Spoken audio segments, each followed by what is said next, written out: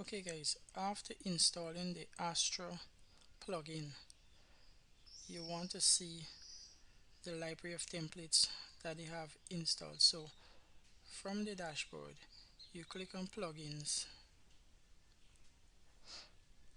then you scroll down to start the templates and you click C library. The C library will take you to all the templates that they have that you could choose. So from there you can click, let's say for instance this one, outdoor adventure, and you could either import this complete site with all the pages, or you could import the home page template alone. Okay, so that's basically it. Thank you.